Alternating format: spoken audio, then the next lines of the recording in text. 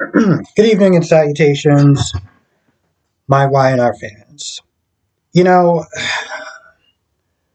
a couple of reasons why I'm having a hard time trying to connect to this story, or generally trying to care to the story with Connor, as far as every time that Adam and Chelsea starts talking about him and all the difficulties that's going on with him, is one, let's be honest, I'm not a parent. But two, they don't show him, right? Like the actor has not been on the show since I don't know when. So every time you talk about him and all the difficulties that he's going through, it's very hard for us as the audience, I feel like, to care since we don't actually see that translating well. We don't see that translating well at all because we don't see him. And now they're saying that he might have OCD on top of a learning disorder. The last time I checked, I thought it was called a learning disability. Or they called it something else. They watered it down. That's something else. I was just like, what do they call it?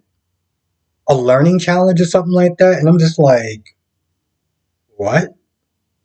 Did the word learning disability, was that too harsh or something? So they tried to soften it and watered it down or something. I was like, what are you talking about? And then they bring in Sharon to talk to them because they feel like they're not getting any answers, and Adam Smith, they're blaming the school, and it's just one of those things where it's like I'm listening, but I'm also looking at my phone, just scrolling through thirst traps and Instagram because it's just not doing anything for me.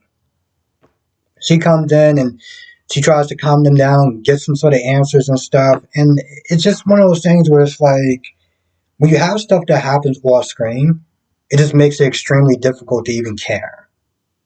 And they've been doing this whole Connor stuff off screen for a while. So it's like every time they do it, it's just like I don't know who this is supposed to actually hit. I mean, I'm assuming people who have children and stuff like that, maybe. But even then, I can only imagine how much is actually hitting you since we don't see any of this stuff going on. Victor seems like he's going to give Sally that opportunity as far as working for them because Nick is like, listen, we need to keep Adam happy. Because if Adam's not happy, then things just start to go downhill. Me and him starts fighting. You don't want that. I think this is the best decision. Victor's like, as long as it works out with the numbers, I'm cool with it.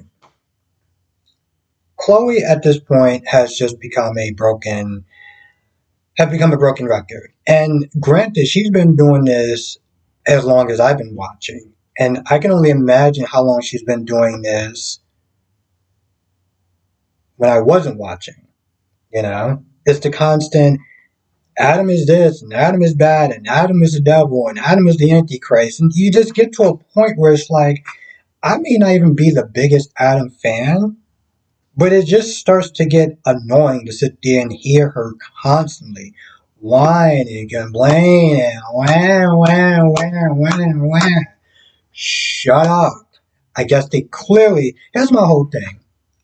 I honestly feel like the director of this, show does not give a damn about his audience, which is why he keeps doing that. Sally seemed like she was still kind of annoyed and somewhat pissy about Adam trying to help, but then she does sit there and say that she thinks it's a good idea. She's like, I don't think it's a bad idea. Now, the minute she does bring in Adam, she's like, oh, cool. It's like, oh, cool. I get to sit there and bash him. Another bashing session. It's just like, really? Really? We've been having this bashing session since I started watching 3 years ago. And the director and the people in charge of Smith are looking at the show like, yeah, let's keep it going. I don't care if it annoys people. Who cares? I'm gonna do what I want. And this is where you get into a point of four soap operas left. Now, when you had other soap operas competing, might have been a little more difficult to sit there and pull something like that because I'm pretty sure after a while people would be like, yeah, I'm changing my channel because I have options. Now it's just like, well, guess this is it. Oh, he doesn't have any, you know, he shouldn't be saying anything. He's not in charge. He just must sit there. And it's like, oh my goodness. But she does sit there and say, it's not a bad idea. And then Adam comes in. Chelsea acts like the usual POS as she is, and she walks off. And after Sally calms down, she's like, do you think it's possible? Meanwhile, Seth is just talking to Jordan, and Jordan's like, hey, listen, I think you should sit and try to meet up with her, this, that, and the third. And Steph was like, why don't you try to meet up with her? I mean, she's both of our friend, right? So I'm repairing my relationship with her, or at least I'm trying. Why don't you do the same thing? And he finds it kind of off-putting that she doesn't seem like she's ready to do it yet. Nikki is losing it. And she gets started when Lauren comes in and she's like, we need to go out. And Lauren's like, that's not a good idea. But Nikki's like, I don't want to be a prisoner. I feel worse. So they go to Crimson Lights for a little bit. Then they come back and Victor has kind of a fit. I mean, I get that he wants to protect her, but you're doing too much. You're doing way too much. Also, Victor was telling Nick that, hey, listen, we'll use Claire to try to get to Jordan because Nikki is trying to do the same thing and I don't like it. And Nick is like, is that good for her? And Victor's like, hey, listen, she can go back whenever she wants and she wants to sit there and help, so let's do it. I mean, let's be honest. Victor does not really care that much if it backslides Claire back into that fragile state. As long as he protects his baby, that's, the end goal. And he said that right to Victoria's face. Like,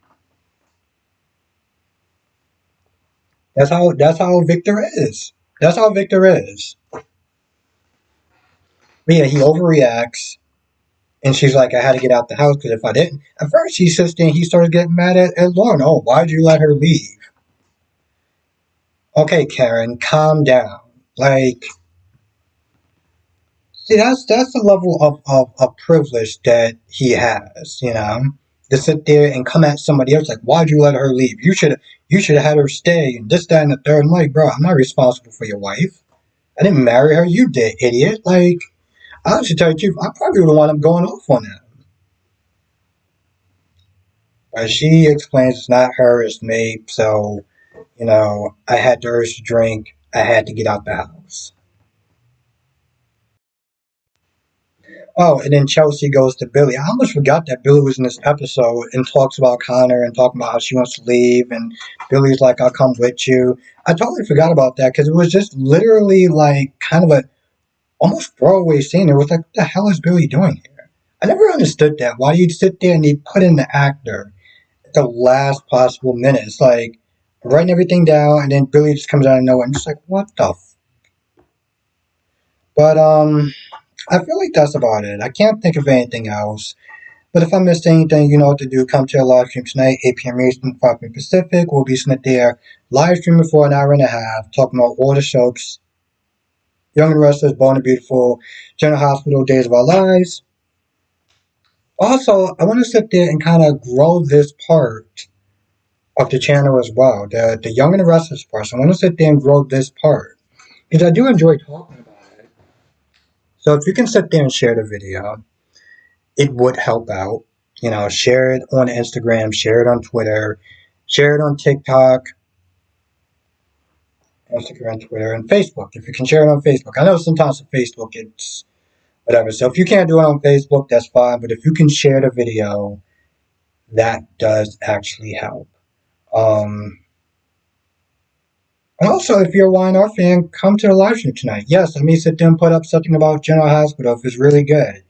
But I still want people to come in because I do watch all four soap operas. I may not always do a review on all four of the soap operas, but I will sit there and watch them. And there's a couple reasons why I don't always do a review. One, for some odd reason, YouTube tends to punish you. I'm just going to keep it real for a hot minute. So the more that you post, the less that it will notify people. That's just number one. Number two, as much as I love doing these different reviews, and yes, I do it for the passion, it has to make sense number wise. You know, I gotta sit there and see if there's an interest in people actually wanting to watch The Young and the Restless. If I do The Young and the Restless and I do Bold and the Beautiful, and there's more people that like Bold and the Beautiful than Young and the Restless, then naturally I should sit there and give the audience what they want. But if I see interest in both, I see interest in Young and the Restless, if I can do it, I don't see a reason why not. So it's not just the numbers to sit there and like a vanity project, but it also needs to make sense um, from what the audience wants as well. Yeah, let's help grow that part of the channel. So if you can share it, that would really help. And if you can come through the live stream tonight, that'd be cool as well. Yeah, I feel like that's about it. I'll see you in the next video.